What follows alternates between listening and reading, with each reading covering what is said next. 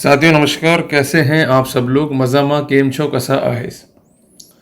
साथियों, एक महत्वपूर्ण टॉपिक पर मैं चर्चा कर रहा हूं। अगर पत्नी एडल्ट्री में है तो क्या करें, क्या करना चाहिए, आप बताओ।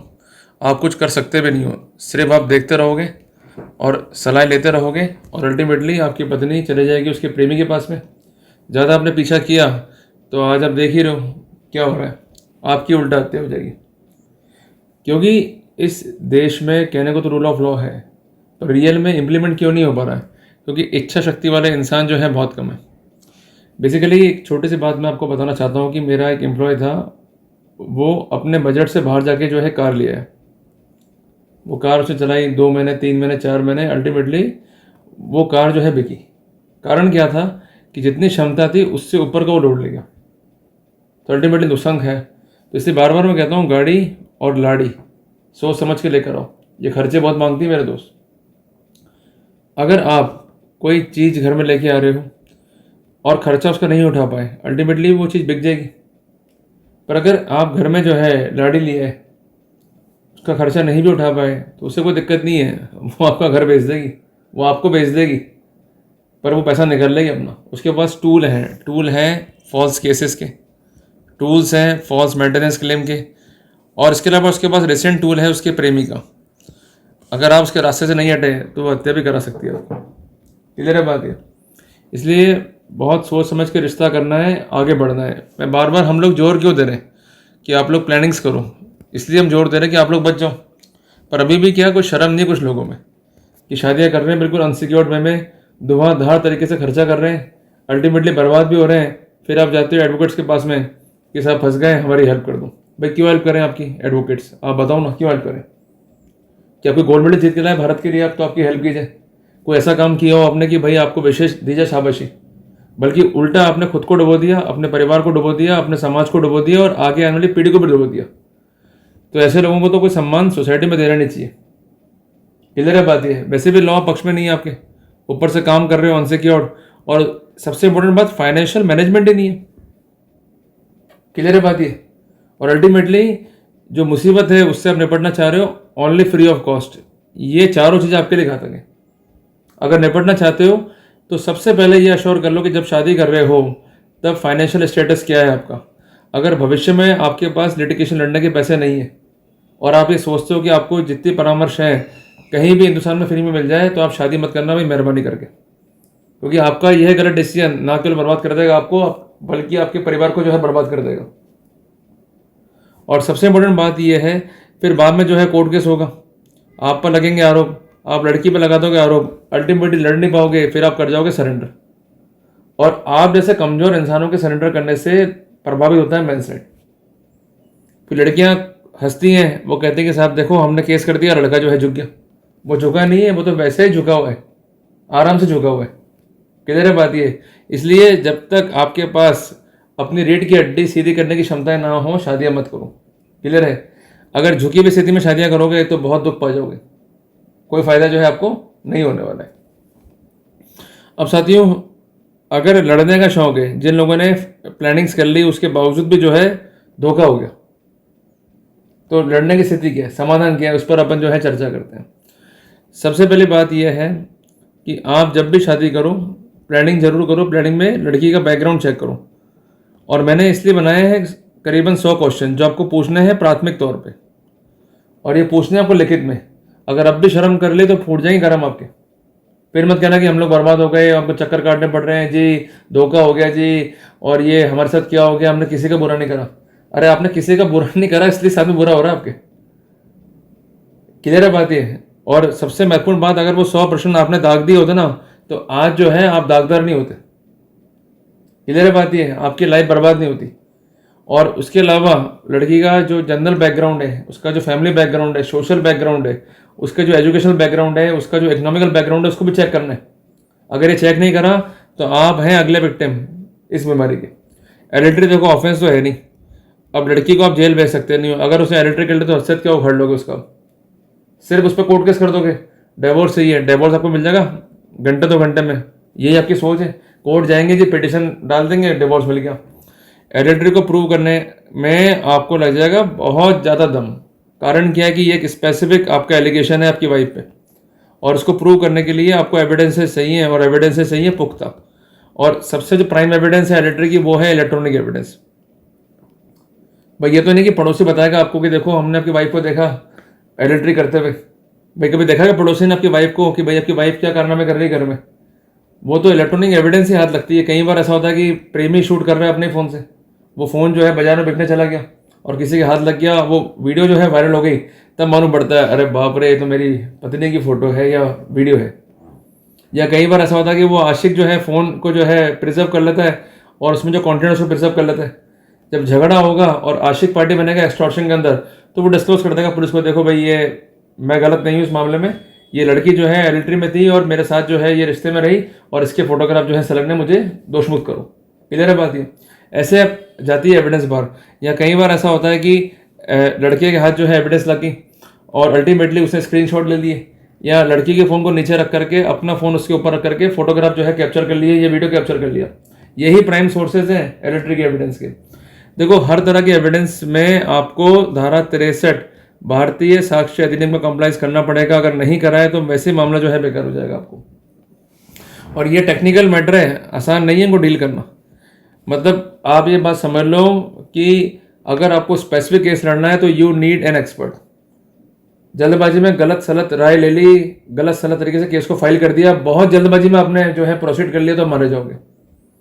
साथियों जब एक उड़ता है ना हवाई जहाज, उसका होता है पूरा सिक्योरिटी चेक इन कि उसके फ्लैप्स प्रॉपर है या नहीं है, इंजन प्रॉपर है या नहीं है, फ्यूल उसमें है या नहीं है।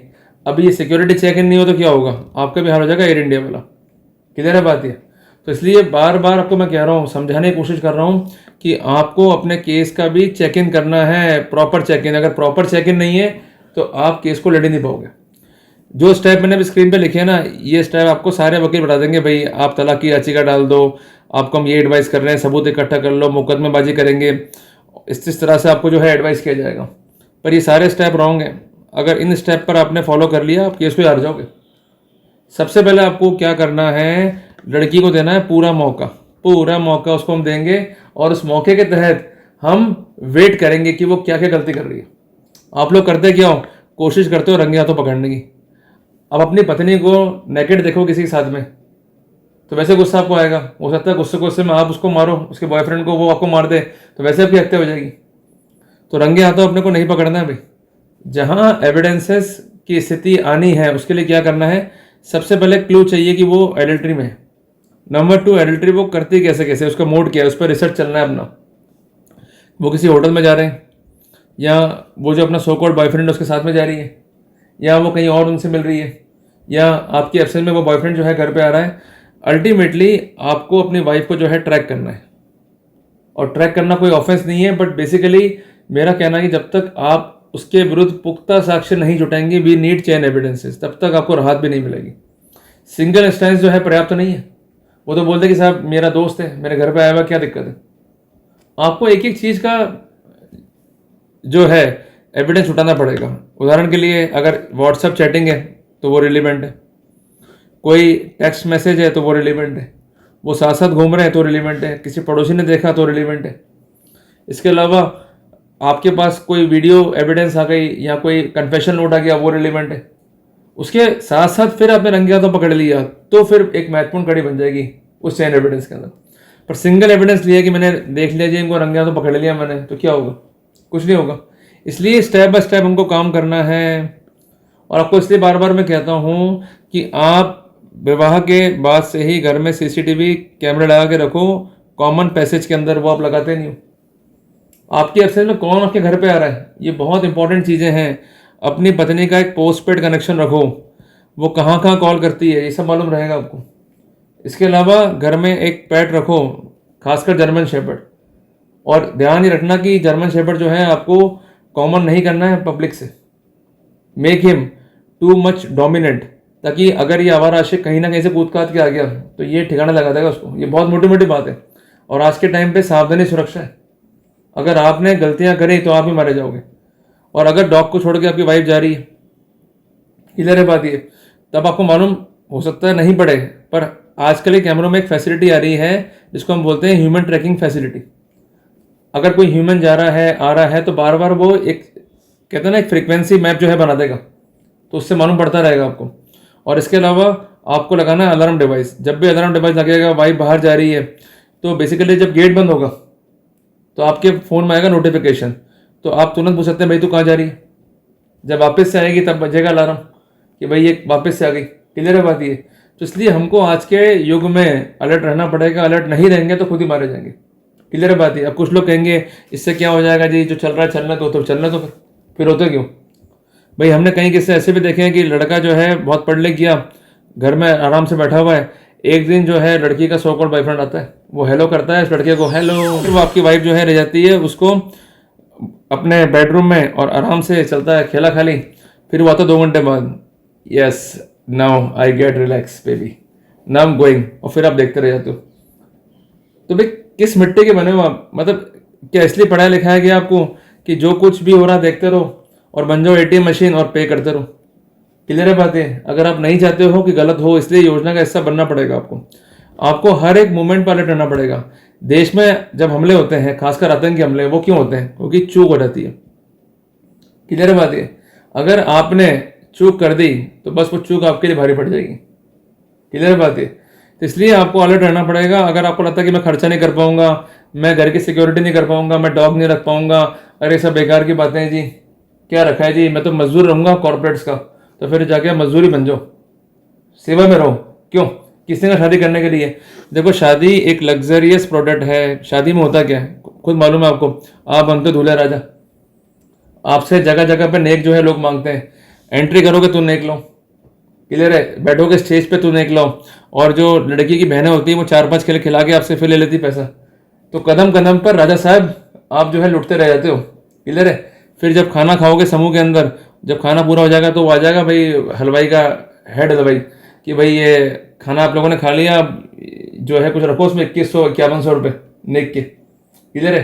तो आपको अनुभव हो जाना चाहिए, जैसे आप घोड़े पे बैठे वैसे ही आपकी जो है लंका लग गई। क्यों?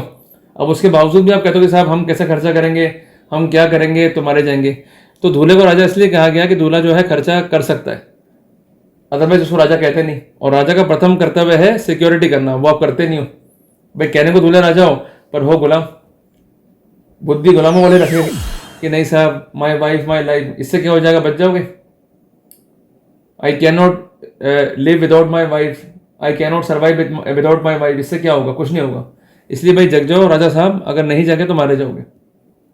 और आप एक पिक्चर देखिए ना, सलमान खान साहब की, सिकंदर है पिक्चर का नाम, उसमें भी वो था राजा साहब, दुनिया का भला कर दिया उन्होंने, और खुद की बीवी लगी गोली, उनको होश ही नहीं थी, मारे गए। क्लियर है बात ये। तो ऐसे ही आपकी बीवी आपको गोली मार देगी, इसमें उल्टा काम होगा आपकी लाइफ में, और इधर राजा मरेगा उधर रानी मरी थी। ध्यान रखना बात को। इसलिए बचना जरूरी है। Need for a planning before marriage, need for an action after marriage, तभी बनेगा complete chain of security, otherwise जो है मारे जाओगे। अब सबसे इंपॉर्टेंट बात है कि साक्ष्य जुटा लिया अपन ने, सब कुछ एविडेंस हमारे पास में है। उसके बाद जो है हमको चाहिए उस पर एक्सपर्ट एडवाइस, और उसके बाद चाहिए हमें एविडेंस की प्रॉपर स्क्रूटनी करना, जिसके लिए हमको जाना पड़ेगा साइबर एक्सपर्ट के पास में। धारा 63B वहां पर रिलेवेंट है। क्लियर है। तो पहले हम सबूत इकट्ठा करेंगे, नंबर 3 पहले होगा, फिर नंबर 2 होगा। उसके बाद डिवोर्स की पिटिशन रेडी करनी है। उसके बाद जाना है मुकदमों के अंदर। यही स्टेप है। सबसे इंपॉर्टेंट बात वही है कि मानसिक संताप ना लें, क्योंकि देखो जिसके लिए आप रो रहे हो, आंसू बहा रहे हो, वो किसी और के लिए अमचूर खा रही है, आम का अचार खा रही है, तो फिर आप रो क्यों रहे हो? जो चीज़ आपने गंवा दी वो गंवा दी, अब तो लड़ने की बारी है ना। तो इसलिए आपको मेंटल स्ट्रेस नहीं लेना है। साक्ष्य जो है अपने को करनी है एकत्र, और कानूनी कार्रवाई अपने को करनी है अप्रोप्रिएट, बस, और कुछ भी दिक्कत नहीं है। और आपको लगता है कि नहीं भाई मैं तो नहीं कर पाऊंगा, बहुत दिक्कत है, बहुत इसमें खर्चे हो जाते हैं, और बहुत लंबा लिटिगेशन चलता है भारत में, तो चलता ही है। कोई नई चीज़ तो है नहीं कि आपके आने के बाद ही, आपके साम्राज्य में आने के बाद ही लिटिगेशन लंबे हो गए, चलते आ रहे हैं। आप रोज अखबारों में पढ़ रहे हो कि साहब इतने केसेस हो रहे हैं, लड़के मर रहे हैं, और इतना जो है लिटिगेशन लोग फेस कर रहे हैं। तो जो फेस कर रहे हैं वो कर रहे हैं क्योंकि उन्होंने प्लानिंग ही नहीं करी। We need financial planning, we need family planning. अरे बच्चे वाली प्लानिंग नहीं करनी है, फैमिली बचाए कैसे वो प्लानिंग करनी है आपको। क्लियर है बात ये। अदरवाइज जो है मारे जाओगे, दिक्कत हो जाएगी आपको। तो बार बार मैं कहना चाहता हूँ, आज भी जो है कह रहा हूँ कि it is better to be unmarried than to have a wrong wife at your home. अगर रॉन्ग वाइफ घर में लिया है तो पत्नी नहीं, आप पनौती जो है लेके आ रहे हैं। तो एडल्ट्री में वाइफ है, क्या करना है, क्या क्या स्टेप रहेंगे, मैंने इस बारे में आपको जो है प्रैक्टिकल जानकारी दी है। और सबसे इम्पोर्टेंट बात यह है कि आपको खुद को भी जो है सिक्योर रखना पड़ेगा, आपको काम करना पड़ेगा एनएसजी फॉर्मूले के ऊपर। भाई नेशनल सिक्योरिटी ग्रुप जो बना हुआ है वो साफ साफ कहता है कि भाई उतावले बने में डिसीजन मत लो, आप आगे बढ़ जाओगे, चिल्लाओगे या कोई भी से बात कहते होगे, अल्टीमेटली आपकी हत्या होगी। ना रहोगे आप, ना रहेगा केस, ना रहेगा बांस, ना बजेगी बांसुरी। तो इसलिए आपका भी रहना बहुत ज़रूरी है। तो आपके पास अगर पुख्ता साक्ष्य है तो उसको इकट्ठा करें, उसका प्रॉपर साइकिल बनाएं, प्रॉपर स्क्रूटनी कराएं, प्रॉपर उस पर एडवाइस लें, उसके बाद ही लिटिगेशन के लिए आगे बढ़ें। क्लियर है बात ये? और लगता है कि नहीं बढ़ पाएंगे तो आइडिया ड्रॉप कर दो। क्लियर है बात ये? गलत लड़ने से अच्छा है नहीं लड़ना, यही थीम है आज की बात का। तो उम्मीद करता हूँ कि मैंने आपको टॉपिक को समझाने में जो है काफ़ी हेल्प करी। ये आज का लाइव प्रेजेंटेशन है। जल्दी मिलते हैं एक नए टॉपिक के साथ।